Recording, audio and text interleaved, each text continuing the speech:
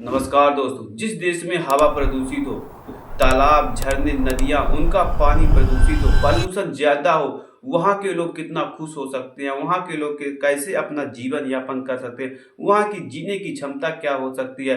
तो एक मैं आज आपको एक रिपोर्ट के बारे में बताने वाला हूँ, वो है ईपीआई यानी इन्वायरमेंटल परफॉर्मेंस इंडेक्स। एक ऐसी रिपोर्ट होती है जो पूरा डेटा इकट्ठा करके, पूरी दुनिया वर्ल्ड का डेटा इकट्ठा करके अलग अलग क्राइटेरियो में देखकर एक रैंकिंग बनाता है और इस रैंकिंग के द्वारा देश का पूरा डेटा से पता चलता है कि कौन सा देश बेस्ट है और कौन सा देश बेस्ट नहीं है।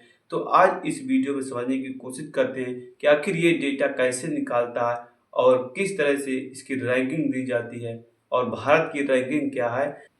अक्सर आप लोगों ने देखा होगा कि दिल्ली का पॉल्यूशन लगातार बढ़ता रहता यानी यानी दुनिया का सबसे पॉल्यूशन शहर दिल्ली बन चुका। लगातार लगातार दिल्ली प्रदूषण में ही आ रहा, पॉल्यूशन क्षेत्रों में ईपीआई होता क्या? ईपीआई इन्वायरमेंटल परफॉर्मेंस इंडेक्स यानी यानी विश्व 2002 में विश्व आर्थिक मंच के द्वारा एल यूनिवर्सिटी और कोलंबिया यूनिवर्सिटी के सहयोग से प्रदान किया गया है। ये दोस्तों हर 2 साल में ये डेटा निकाला जाता है, रिपोर्ट तय की जाती है, फिर इसके बाद रैंकिंग दी जाती है। इसमें 3 श्रेणियाँ, एक तो इन्वायरमेंट हेल्थ, दूसरा इकोसिस्टम वाइटलिटी और तीसरा क्लाइमेट चेंज।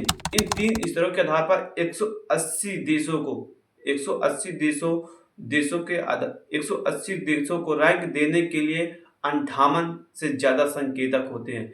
इसमें संकेतक अलग अलग क्राइटेरिया होती है, फिर इसके बाद इनका डेटा इकट्ठा करके इनकी रैंकिंग दी जाती है। इनका जो स्कोर बोर्ड होता है 0 से 100 होता है, यानी इसका जो स्कोर होता है 0 से 100 रखा गया है। अगर 0 है, किसी देश का अच्छा परफॉर्मेंस है तो उसे 100 दिया जाता है, और किसी देश का यदि खराब परफॉर्मेंस है तो उसे 0 दिया जाता है। इस्तोनिया दोस्तों नंबर 1 पर बना हुआ है। 2024 में इस्तोनिया नंबर 1 पर है, जो 75.7 के साथ वो अपनी रैंकिंग को बरकरार नंबर 1 पर बना हुआ। वहीं दूसरा दोस्तों लग्जमबर्ग, जो 75.1 के साथ ये दूसरे पायदान पर। अगर मैं दोस्तों भारत की अगर मैं बात करूं तो भारत 180 कंट्री में वो 176वें रैंक पर बना। यानी अब उसकी जो रैंकिंग की अगर बात करें तो उसका रैंकिंग 176 है, यानी 27.6। अक्सर आप लोगों के मन में सवाल आया होगा कि ये किन किन चीज़ों को देखता है। ये दोस्तों अलग अलग क्राइटेरिया को देखता है, जैसे वहाँ की एयर क्वालिटी क्या है, मतलब हवा वहाँ की कैसी है, हवा शुद्ध है या अशुद्ध है, और ड्रिंकिंग वाटर वहाँ का जो पानी है कैसा है, पेड़ पौधे की कटाई कैसी, वहाँ पेड़ पौधे की कटाई तो नहीं है, पर्यावरण प्रदूषण तो नहीं है, प्राकृतिक वातावरण कैसे है, ये सब चीज़ों को देखता है। यानी ग्लोबल वार्मिंग वहाँ कम है या नहीं, अलग अलग चीज़ों को देखता है। फिर इसके बाद वहाँ शुद्ध अशुद्ध के हिसाब से उसकी रैंकिंग दी जाती है। और इससे क्या होता है कि जब ये अलग अलग क्राइटेरिया में देखता है, सब चीज़ों के बारे में देखने के बाद इसकी रैंकिंग को तय करके फिर इसको पॉइंट में कवर किया जाता है, फिर इसकी रैंकिंग दी जाती है कि ये देश इतने नंबर 1 पर है, फिर ये नंबर 2 पर, नंबर 3 पर। वैसे भारत की जो रैंकिंग है 176वें रैंक पर बना हुआ है। ईपीआई क्यों जरूरी है? अक्सर आप लोगों के मन में सवाल आया कि ईपीआई क्यों जरूरी है। ईपीआई से क्या होता है दोस्तों, किसी ये पता चलता है कि कौन से देश में सबसे ज्यादा किसका कारण बना हुआ है, कौन सी प्रॉब्लम, मतलब कहाँ सबसे ज्यादा पॉल्यूशन है। जिस देश में ज्यादा पॉल्यूशन होगा तो वहाँ की उन सरकार पर ज्यादा दबाव बनेगा। क्या होगा कि जहाँ ज्यादा सरकार पर दबाव बनेगा तो सरकार उसको सुधार करने की कोशिश करेगी। इससे क्या, देश बाय देश मतलब पर्यावरण में सुधार दिखेगा और वहाँ के लोगों का जीवन यापन भी सुधरेगा। इसलिए ईपीआई सबसे ज़्यादा जरूरी है। इससे लोगों का मनोबल बढ़ता है और लोग जागरूक होते हैं।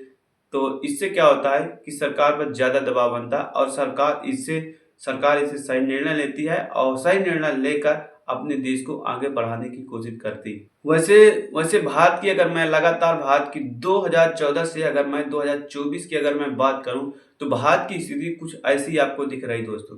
2014 में 31.23 पॉइंट था, और 2016 में 53.58 था, और 2018 में 30.57 था, और 2020 में 27.6, और 2022 में 18.90 और 2024 में 27.6। यानी इस रैंकिंग से आप लोगों को पता चलता होगा दोस्तों कि ये जो रैंकिंग दिख रही है 2014 से 2024 के बीच की रैंकिंग है। इसमें आप लोगों को 2016 में कुछ अच्छा परफॉर्मेंस करने को मिला था और अच्छा बेहतर भी किया था, और इसके बाद पूरा पूरा 10 सालों में कोई भी बढ़ोतरी देखने को नहीं मिली है। वहीं 2022 में देखिए दोस्तों, 2022 में 18.90 के साथ सबसे खराब परफॉर्मेंस में बना हुआ था। अगर दोस्तों मैं रैंकिंग की बात करूं, 2014 में अगर मैं रैंकिंग की बात करूं तो कुछ अच्छा बेस्ट रैंकिंग थी जो 155 नंबर पर था। 155 रैंकिंग पर मतलब 180 कंट्री में 155 रैंक पर था। और वहीं 2016 में मैं बात करूं तो 141वें, और 2018 में 177 और 168 2020 में 2022 में 180 और 176 2024 में। इससे दोस्तों ये होता है कि 2024 में 176वें पायदान पर बना हुआ है।